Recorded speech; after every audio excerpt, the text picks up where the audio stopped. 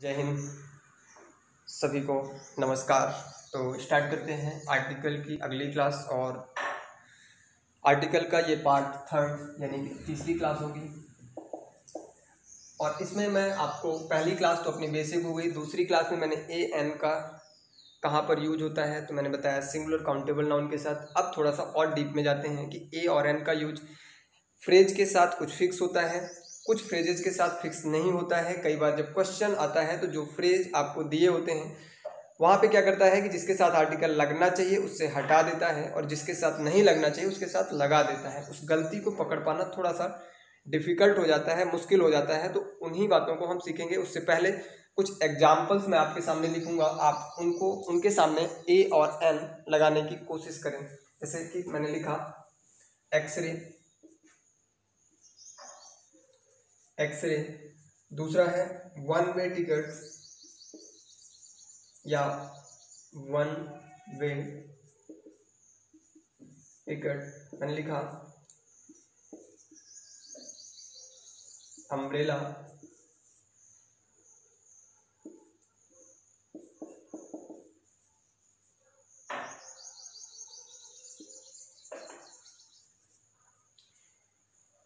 ठीक है।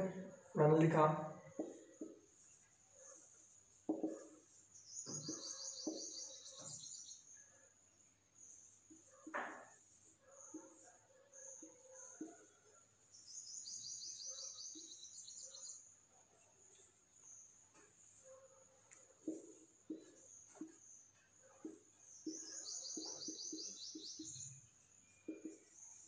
दिख रहा है यहाँ तक हिस्टोरिकल,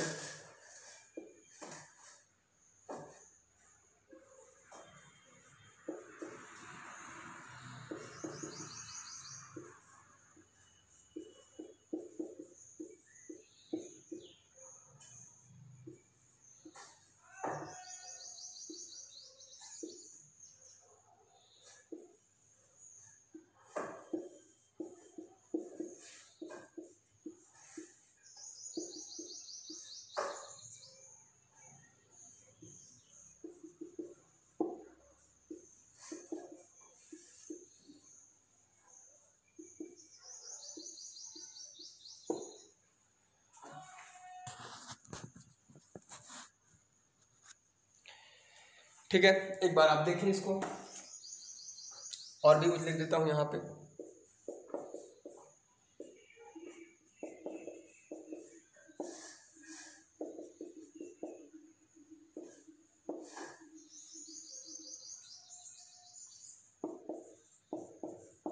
ठीक है, तो इनके सामने आपको आर्टिकल लगाना है। जरा एक बार तुक्का लगाकर तो देखिए कितने आपके सही निकलते हैं। ठीक है, फिर इसके बाद कोशिश करते हैं समझने की। एक एक करके लेते हैं। मैंने कहा एक्सरे। अब आपको समझ में ये आया होगा कि ए ई आई ओ यू दिखे तो लगा दो एन, अदर कुछ भी और है तो लगा दो ए। यही तो तुक्का सीखा है। और जब कुछ भी ना समझ में आए तो लगा दो दा। कोई नदी पहाड़ कोई बड़ा काम हो तो एक्सरे तो और बड़ा काम है। कोई रे है लगा दो दा। ऐसा नहीं होता। प्रोनाउंसिएशन आपने जब किया तो आपने पढ़ा कि एक्सरे, कुछ इस तरह से। पहला शब्द आपने देखा कि ये स्वर है कि व्यंजन, आपने देखा स्वर है, बिना सोचे एन लगा दो, सही होगा। वन मैन, आपने ये लिखा वन। अब वन मैन या वन वे टिकट को मैं ए लगाऊं या एन लगाऊं तो यहाँ पर ए ई आई ओ यू वाली बात तो सेटिस्फाई हो रही कि एन लगा देता हूं, लेकिन जब मैं इसको पढ़ता हूं तो मैं पढ़ूंगा वन, और वाह क्या स्वर है तो ए आएगा, कभी एन नहीं आ सकता। और गलती से अगर हमें वन मैन ऐसा कुछ भी लिखा है तो हम देखेंगे कि ए ई आई ओ यू ऐसा कुछ भी दिया है तो आपको समझ में आया। एन कंपलसरी नहीं है कि लगेगा ही। साउंड की बात होती है, consonant sound and vowel sound की बात होती है, तो यहाँ पर ए आएगा। अम्ब्रेला आप पढ़ेंगे ऐसा तो ये आ आया, एन आएगा। यूरोपियन मैन, यू या किसमें है तो यहाँ पर ए आएगा। अंपायर या एम्पायर जो भी आप पढ़ना चाहो इसको एन आएगा। होटल या होटल, होटल क्योंकि कई जगह आप जब ब्रिटिश इंग्लिश या अदर प्रोनाउंसिएशन में जाओगे तो कई जगह होटल या कई जगह होटल, अपने यहाँ होटल बोलते हैं, तो इसलिए आपके अपने अकॉर्डिंग ए लगाना और कई जगह एन लगेगा। अम्बल एन आएगा। हिस्टोरिकल, हिस्टोरिकल ईयर पढ़ते हैं इसको, ए आएगा। ईयर पढ़ते हैं इसको, एन आएगा। सी ए, सा आया, ए आएगा। बी ए, यूएन एम्बेसडर, एन आएगा। एम ए कुछ इस तरह से पढ़ेंगे, एन आएगा। एमएससी एन आएगा। एसआई, एसआई एन आएगा। सब इंस्पेक्टर ए आएगा। एमपी एन आएगा। मेंबर ऑफ पार्लियामेंट ए आएगा। एमएलए एन आएगा। आईपीएस एन आएगा। आईएएस एन आएगा। आईपीएस, ठीक है।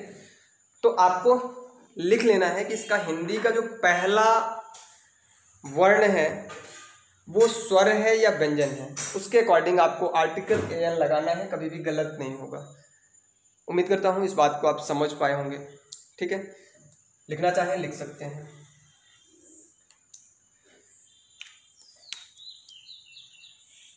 ठीक है, इसके बाद कहानी को कुछ और नया मोड़ देते हुए अब हम सीखेंगे कि जहां पर, मिटा दो, एक्सक्लामेटरी सेंटेंसेस की बात की जाए, यानी कि विस्मयादि बोधक जो आपने पढ़ा होगा, जहां पर आश्चर्य की बात हो,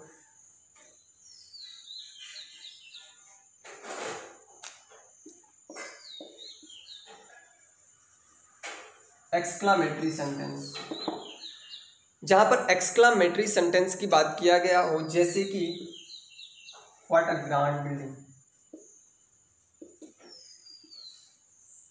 या व्हाट अ प्रिटी गर्ल। तो इसमें से आपको ये समझना है कि अगर कोई भी सेंटेंस एक्सक्लामेटरी है, व्हाट एंड हाउ से स्टार्ट हो रहा है, उसके बाद सिंगुलर काउंटेबल नाउन है, तो उसके पहले आर्टिकल ए और एन आएगा।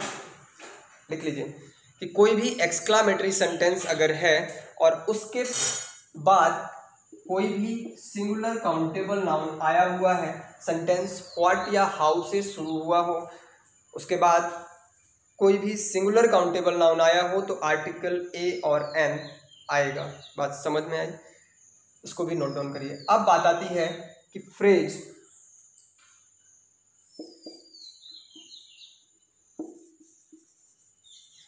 कुछ फ्रेजेस के साथ आर्टिकल फिक्स होता है, कुछ के साथ आर्टिकल नहीं लगता है। गलती क्या करवाएगा, कुछ के साथ आर्टिकल नहीं लगेगा, उनके साथ लगा देगा, जहां लगता है वहां से हटा देगा और आपसे पूछेगा बताओ क्या सही है।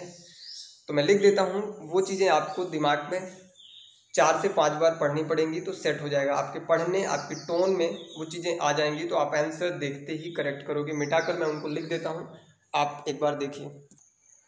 तो ये कुछ फ्रेजेज हैं जहाँ पर आपको आर्टिकल, कुछ फ्रेजेज में ए और एन का प्रयोग होता है, हम उन्हें चेंज नहीं कर सकते। मतलब कि आपको क्वेश्चन में एज इट इज ये यहाँ से कुछ ऐसा शब्द दिया होगा, इतना दिया होगा एक सेंटेंस में, और बीच में आर्टिकल को गायब कर दिया होगा। आपको लगेगा कि पढ़ने में जैसे लिखा होगा इन फिक्स या in a nutshell please don't make noise, अगर ऐसा लिखा है keep silence please don't make noise, तो सुनने में कहीं भी अजीब नहीं लग रहा। डोंट मेक नॉइस, आपको समझ में आएगा कि नॉइस, चलो ठीक है, नाउन तो मैंने माना, लेकिन क्या नॉइस काउंटेबल है? नहीं है, तो इसके सामने कोई भी आर्टिकल नहीं आएगा, लेकिन ये फिक्स्ड होता है कि डोंट मेक अ नॉइस होता है। ठीक है, तो ऐसे क्वेश्चन बन जाते हैं। जैसे और भी, keep secret please keep it secret, मैंने इतना बोला, प्लीज कीप सीक्रेट। आपको लगेगा सीक्रेट की बात है, तो सीक्रेट को तो हम गिन नहीं सकते, कितना सीक्रेट, 10% सीक्रेट, 20% सीक्रेट, यानी अनकाउंटेबल है। जब अनकाउंटेबल है तो आपके दिमाग में ये बात आएगी कि सीक्रेट के साथ किसी भी तरह का आर्टिकल नहीं आएगा, लेकिन कीप अ सीक्रेट सही है। तो कुछ फिक्स्ड फ्रेज होते हैं जिनके साथ जो अपने साथ आर्टिकल लेते हैं उनको आप चाह कर भी हटा नहीं सकते। जैसे as a rule, at a stone throw, ये एक फ्रेज है। स्टोन थ्रो यानी कि एक दूरी की बात कर रहा है कि एक नज़दीक। अब स्टोन थ्रो कोई काउंटेबल है, कुछ गिनती कर सकते हैं क्या, फिर भी इसके साथ आर्टिकल ए लगा है। अ शार्ट वाइल एगो, एट अ लॉस, लॉस को क्या काउंटेबल है, काउंटेबल नहीं है, फिर भी इसके साथ ए आया है। टेक एन इंटरेस्ट, इंटरेस्ट को गिन सकते हैं, 4 इंटरेस्ट 5 इंटरेस्ट, काउंटेबल नहीं है, सिंगुलर भी नहीं है। जो सिंगुलर ना हो, काउंटेबल ना हो, तो उसके साथ ए और एन लगाना तो गलत होता है। लेकिन कुछ फ्रेज ए और एन अपने साथ लेते हैं, उनको चेंज नहीं कर सकते, तो ये चीज़ें आपको याद रखनी होंगी। टेल अ लाई, झूठ क्या काउंटेबल है, क्या सिंगुलर है, नहीं है, तो इसके साथ आर्टिकल ए और एन नहीं आना चाहिए, फिर भी आया है। क्यों? क्योंकि ये फिक्स है। कुछ फ्रेजेज के साथ आर्टिकल का प्रयोग नहीं होता, आप चाहेंगे तब भी नहीं कर सकते।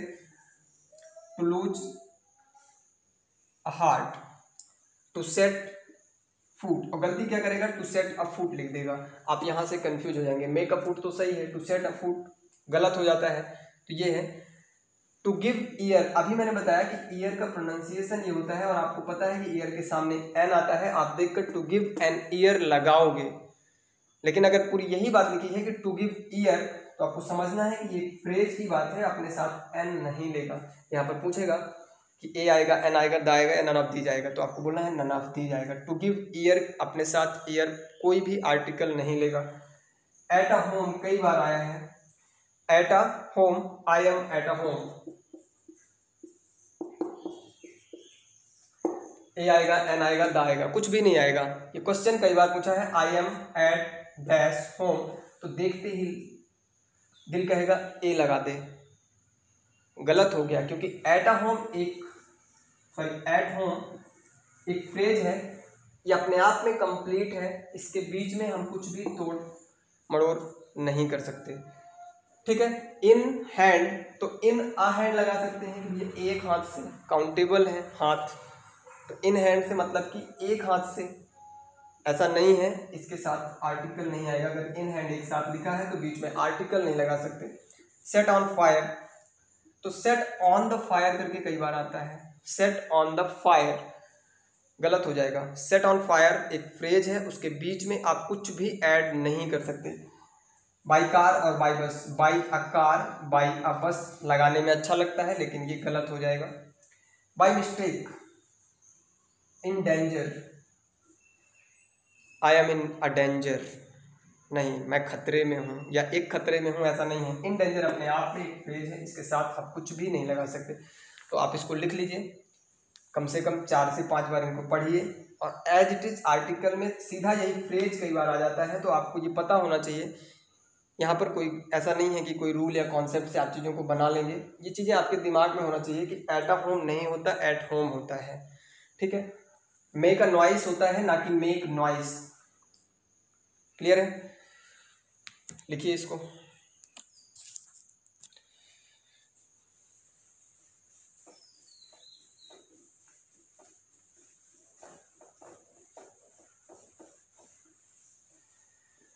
चलिए अगला एग्जांपल है, he gave me an advice. ठीक है, he gave me an advice. दूसरा लिखिए, I will purchase a furniture today या टुमारो।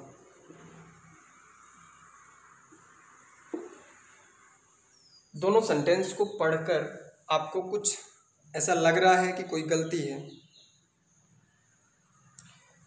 कहीं पर भी आपको गलती नजर आ रही है, दोनों ही बातों को पढ़कर आपने देखा कि एन एडवाइस तो पूरी तरह सही है और फर्नीचर भी सही है, लेकिन एक कॉन्सेप्ट यहाँ से ये निकल कर आता है एक जो आपको सीखने वाली बात है वो ये है कि क्या एडवाइज काउंटेबल है, क्या सिंगुलर है, क्या फर्नीचर सिंगुलर है, काउंटेबल नाउन नहीं है। ठीक है, तो आपको समझना है कि कुछ अनकाउंटेबल, ये दोनों के दोनों क्या है, अनकाउंटेबल है। तो आपको हेडिंग लगाना है कि कुछ अनकाउंटेबल नाउन जो काउंटेबल की तरह लगेंगे, कुछ अनकाउंटेबल नाउन जो काउंटेबल की तरह हमें महसूस होंगे लेकिन वो काउंटेबल नहीं होते, उनके साथ कोई भी आर्टिकल नहीं लगाया जा सकता। कुछ लिस्ट है, मैं उनको लिख देता हूँ। जैसे कि luggage,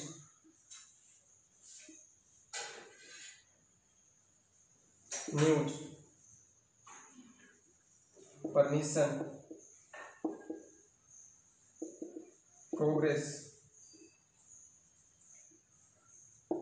advise,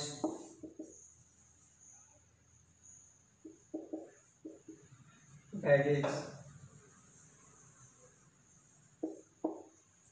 traffic, knowledge,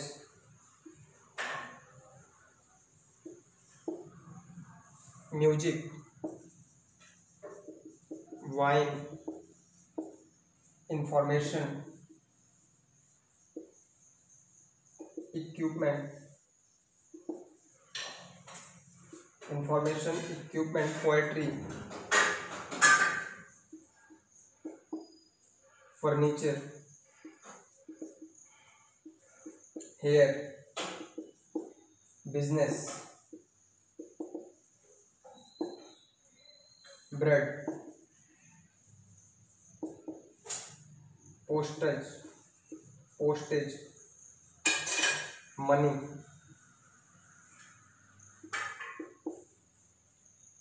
work, evidence.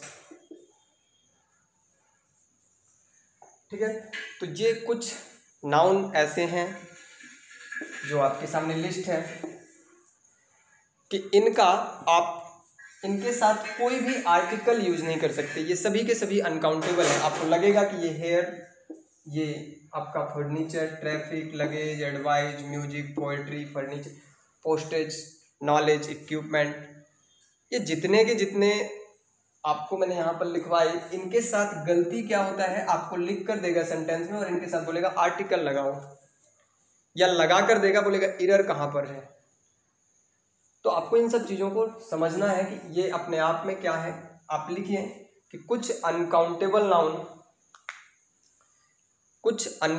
Noun और ये लिख लेना जिनके साथ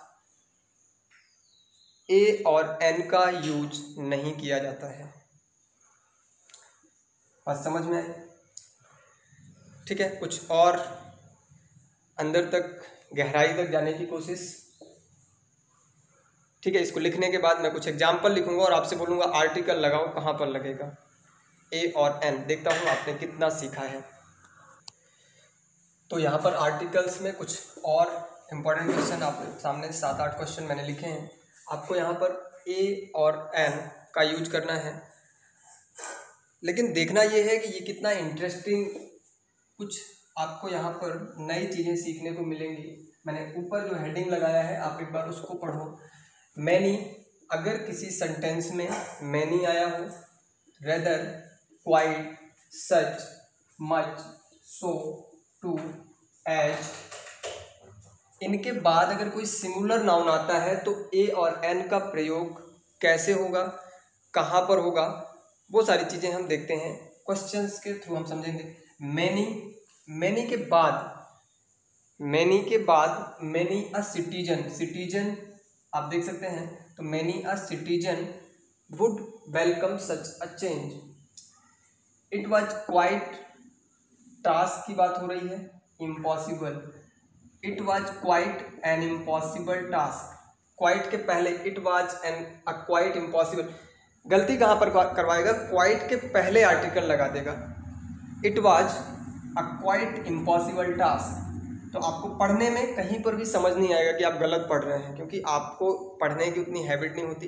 it was a quite impossible task आपको लगेगा बिल्कुल सही। It was quite an impossible task, ठीक है। It was such a foolish decision, तो यहाँ पर पढ़ने का जो तरीका आपको हो सकता है क्वेश्चन में ऐसे लगा के दे दे, it was a such foolish decision, it was a such foolish decision. तो आपको देखना है कि मैनी, क्वाइट, सच, इनके बाद ही आर्टिकल लगा है, यानी कि ये मैनी, रेदर, क्वाइट, सच, ये अगर आपको दिखे तो आर्टिकल, और इनके बाद कोई सिंगुलर काउंटेबल नाउन है तो आर्टिकल इनके बाद लगेगा, ठीक है। It is rather a good step, he is a much hated character, या he is much a hated character, मैं कहाँ पर आर्टिकल लगा दूँ, इनके बाद तो मैंने देखा कि मैनी, रेदर, क्वाइट, सच, लेकिन मच का क्या है, he is a much hated character. She is as intelligent, अब यहाँ पर एज एन इंटेलिजेंट लगाएंगे हम, she is as an intelligent a student as her brother is, बिल्कुल गलत है, यहाँ पर आपका आर्टिकल नहीं आएगा। शी इज पढ़ेंगे कैसे, she is as intelligent a student as her brother is, ठीक है, यहाँ पर आर्टिकल नहीं आएगा। एज के साथ आपने देखा कि इंटेलिजेंट के पहले नहीं, a student as her brother is, comparison intelligence के बेस पे हो रहा है, इन दोनों पर कंपैरिजन हो रहा है, तो इसके साथ आर्टिकल आएगा। आगे देखिए, she is too weak a student to pass, अब देख रहे हैं कि टू के साथ भी she is a too weak बोल सकते थे, she is a too weak student, मतलब कि आपको ये लगेगा कि टू वीक स्टूडेंट की बात हो रही है, यानी कि ये स्टूडेंट की विशेषता बता रहा है कि वो बहुत कमजोर है, तो स्टूडेंट के पहले एडजेक्टिव है और एडजेक्टिव के पहले मैं आर्टिकल लगा दूं, लेकिन आपको यही चीजें तो समझना, इसीलिए तो मैंने ये सब वर्ड्स आपको लिखे हैं कि इनको आप समझो कि अगर सी इज टू वीक, तो टू वीक तो हो गया, और आर्टिकल जो आपका लगेगा too weak a student to pass, student के साथ लगेगा केवल और केवल नाउन, ये टू के साथ जो वीक है इसके पहले आर्टिकल नहीं आएगा, यानी कि टू के पहले आर्टिकल नहीं आएगा। She is so weak a student that can't pass, too और सो का आप देख सकते हैं कि आर्टिकल पढ़ने में ऐसा लगेगा कि ये सो वीक जो है ना इस स्टूडेंट के बारे में बता रहा है, आर्टिकल यहाँ पर चिपका दो। बात समझ में आई? तो कुछ इंटरेस्टिंग बातें थी जो आपके एग्जाम के पॉइंट ऑफ व्यू से भी ज़रूरी हैं, और किसी टॉपिक को अगर आप पूरी तरह अच्छे से समझना चाहते हैं तो उस लिहाज से भी देखा जाए तो ये चीज़ें आपको समझना जरूरी था। अब इसके बाद हम पढ़ेंगे डेफिनेट आर्टिकल दा के बारे में, ए और एन के बारे में आपने पढ़ा, उम्मीद करता हूँ आपके कॉन्सेप्ट क्लियर होंगे, आपको चीज़ें समझ में आई होंगी। अब नेक्स्ट जो हमारी क्लास होगी वो डेफिनेट आर्टिकल दा के बारे में पढ़ेंगे।